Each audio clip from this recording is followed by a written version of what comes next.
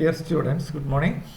നമ്മൾ റിസർച്ച് മെത്തഡോളജിയിൽ ഇന്നൊരു പുതിയ പോർഷനാണ് സാമ്പിളിംഗ് ആൻഡ് സ്റ്റാറ്റിസ്റ്റിക്കൽ ഇൻഫറൻസ്. ഇതൊരു 3-4 ക്ലാസ് ഉണ്ടാവും. ഇന്ന് അതിൻ്റെ തുടക്കമാണ് സാമ്പിളിംഗ് ആൻഡ് സ്റ്റാറ്റിസ്റ്റിക്കൽ ഇൻഫറൻസ്.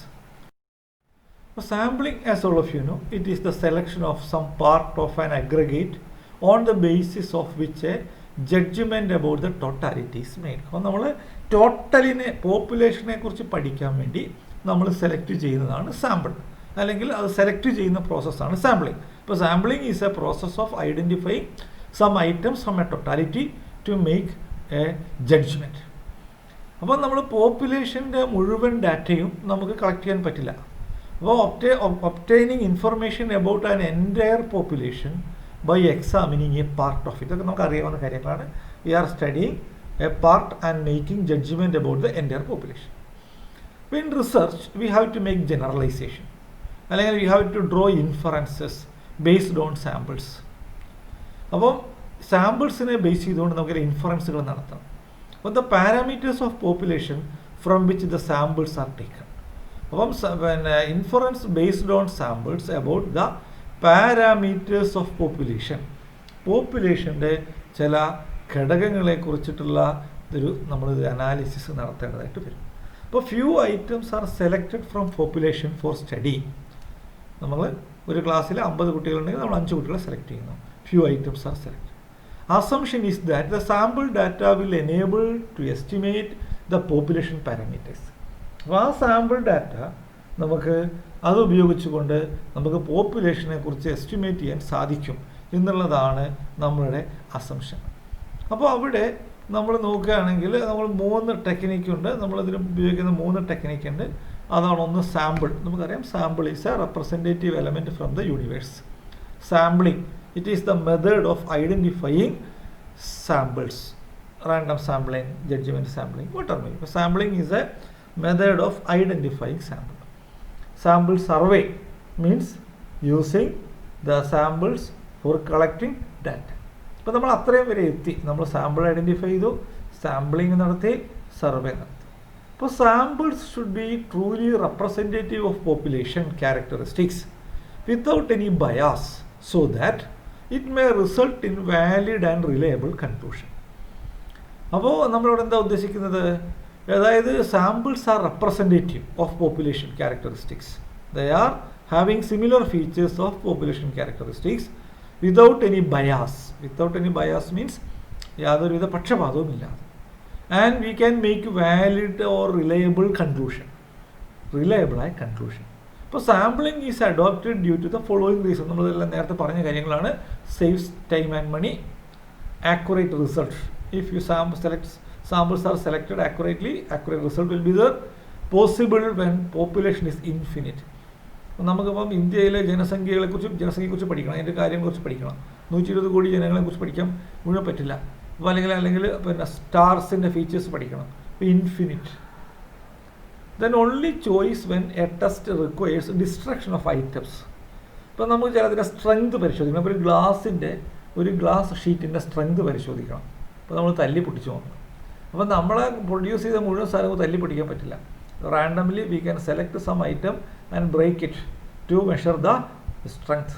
അപ്പോൾ estimates characteristics of population. Characteristic of പോപ്പുലേഷൻ്റെ ഫീച്ചേഴ്സ് മെഷർ ചെയ്യും. അപ്പം sampling is very useful technique. ഇനി പാരാമീറ്റർ ആൻഡ് സ്റ്റാറ്റിസ്റ്റിക്, അത് നമ്മൾ മനസ്സിലാക്കുക. Parameter and statistic, the collection of all items about which the information is collected is called population. നമുക്കറിയാവുന്ന കാര്യമാണ്. മൊത്തം എന്താണോ യൂണിവേഴ്സ്, നമ്മൾ പോപ്പുലേഷൻ എന്താണ്? all items about which the information is collected. ഇനി പോപ്പുലേഷൻ അത് 2 തരത്തിലാവാം. Population or universe may be finite or infinite. Finite or infinite എന്ന് പറഞ്ഞാൽ എന്താണ്? ഒരു നിശ്ചിത നമ്പറിലുള്ളതാവാം, അല്ലെങ്കിൽ അൺലിമിറ്റഡ് ആവാം. ഇനി നമ്മൾ ക്യാപിറ്റൽ ലെറ്റർ എൻ ആണ് നമ്മൾ ഫിനിറ്റ് പോപ്പുലേഷൻ. നമുക്കറിയാം എൻ ടോട്ടലിനെ സിംബലൈസ് ചെയ്യുന്നതാണ് ക്യാപിറ്റൽ ലെറ്റർ എൻ. അത് it is used to indicate the number of items in finite population. And infinite population is 1. It is theoretically impossible to observe all the elements. ഇതാണ് ശാസ്ത്രീയമായിട്ട് എല്ലാ ഐറ്റത്തെക്കുറിച്ച് നമുക്ക് observe ചെയ്യാൻ പറ്റാത്ത identify ചെയ്യാൻ പറ്റാത്ത, പഠിക്കാൻ പറ്റാത്ത കേസാണ് infinite population. We cannot have an idea about total items. For example, stars in the sky. You cannot have a clear idea about the all items in the population.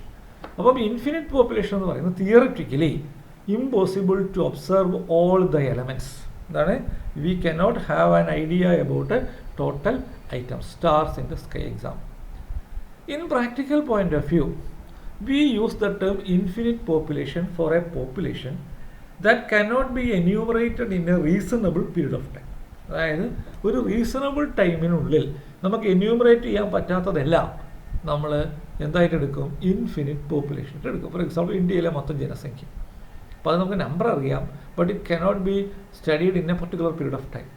അപ്പോൾ reasonable period of time. അപ്പോൾ infinite population. അപ്പോൾ any characteristics or measure of population unit is known as parameter. ശ്രദ്ധിക്കുക, any characteristic or measure of population unit is known as parameter. അപ്പം പോപ്പുലേഷനെ കുറിച്ചിട്ടുള്ള അതിൻ്റെ characteristic, അതിനാണ് നമ്മൾ എന്തെന്ന് പറയുന്നത്? പാരാമീറ്റർ. അപ്പോൾ പോപ്പുലേഷൻ മീൻ, സ്റ്റാൻഡേർഡ് ഡീവിയേഷൻ, അതൊക്കെയാണ് നമ്മൾ കോമൺ ആയിട്ട് യൂസ് ചെയ്യുന്ന പോപ്പുലേഷൻ പാരാമീറ്റേഴ്സ്. പോപ്പുലേഷൻ മീൻ, സ്റ്റാൻഡേർഡ് ഡീവിയേഷൻ. അപ്പോൾ നമുക്കറിയാം അതിൻ്റെ സിമ്പിൾസ് ഒക്കെ നമുക്കറിയാം. സ്മോൾ സിഗ്മ, പിന്നെ മ്യൂ, ഇതൊക്കെ നമുക്കറിയാം. പോപ്പുലേഷൻ മീൻ, മ്യൂ, അതെല്ലാം നമ്മൾ പഠിച്ച കാര്യങ്ങളാണ്. Population mean and standard deviation are commonly studied parameters. എന്ന് പറഞ്ഞാൽ എന്താണ്? പോപ്പുലേഷൻ്റെ മീനും സ്റ്റാൻഡേർഡ് ഡീവിയേഷനും. Parameters are unknown. Parameters are unknown. We have to do always study about the population. നമുക്ക് എന്ത് ചെയ്യണം? We have to make a detailed study about the population. അപ്പോൾ unknown parameter are estimated by studying a particular population. Unknown parameter നമുക്ക് identify ചെയ്യാൻ പറ്റാത്ത parameters ഉണ്ട്. They are estimated by studying a part of the population. അല്ലെങ്കിൽ നമ്മൾ സാമ്പിളിനെ കുറിച്ച് പഠിച്ചിട്ട് നമുക്ക് അത് എന്ത് ചെയ്യാനായിട്ട് സാധിക്കും? അൺനോൺ പാരാമീറ്റേഴ്സിനെ നമുക്ക് എസ്റ്റിമേറ്റ് ചെയ്യാം. അപ്പോൾ unknown parameters are estimated by studying a part of population. അപ്പോൾ any measure of sample items is known as statistic. അപ്പം any measure of sample item is known as statistic. അപ്പോൾ പാരാമീറ്റർ എന്ന് പറഞ്ഞു കഴിഞ്ഞാൽ നമ്മൾ പോപ്പുലേഷനെ കുറിച്ചിട്ടുള്ള സ്റ്റഡിയാണ്. എന്നാൽ പിന്നെ നമ്മൾ സ്റ്റാറ്റിക് എന്ന് പറയുന്ന സമയത്ത്, സ്റ്റാറ്റിസ്റ്റിക്സ് എന്ന് പറയുന്നത് any measure of sample items is known as statistic. അപ്പോൾ സാമ്പിൾ മീൻ നമുക്കറിയാം എക്സ് ബാർ, നമ്മളതിന് സിമ്പിൾ ആണ് എക്സ് ബാർ. സ്റ്റാൻഡേർഡ് ഡീവിയേഷൻ നമ്മൾ S1. അതേപോലെ തന്നെ പിന്നെ പ്രൊപ്പോർഷൻ സ്മോൾ ലെറ്റർ P, അതൊക്കെയാണ് നമ്മൾ അതിൻ്റെ എക്സാമ്പിൾസ് ആയിട്ട് യൂസ് ചെയ്യുക. അപ്പം sample mean, statistic means study about the sample. അപ്പോൾ obtaining the estimate of unknown parameter using statistic and studying the properties of the obtained estimate is the prime objective of statistical inference. അപ്പോൾ നമ്മൾ sampling ഉപയോഗിച്ചുകൊണ്ട് നമ്മൾ study നടത്തും. അപ്പം obtaining the estimate of an unknown parameter അത് ഇതുമായി ബന്ധപ്പെട്ടാണ് population, by using statistic, സാമ്പിളിൻ്റെ പിന്നെ മെഷർ ഉപയോഗിച്ചുകൊണ്ട്, and studying the properties of the obtained estimate is the prime objective of statistical information. We are trying to study about the population by using the data related to the sample. On sampling and non-sampling errors, there are two terminologies, sampling and non-sampling errors. അപ്പോൾ നമ്മൾ sampling നടത്തുന്ന സമയത്ത് there may be some mistakes. By using small portion of population, certain inaccuracy in the information collected by the researcher. If you select, for example, 100 people for a population of, for example, 1 crore, that is a very small sample. A small portion of population നമ്മൾ select ചെയ്തിട്ട് നമ്മളത് study ചെയ്യുന്ന സമയത്ത് അവിടെ there may be some mistake.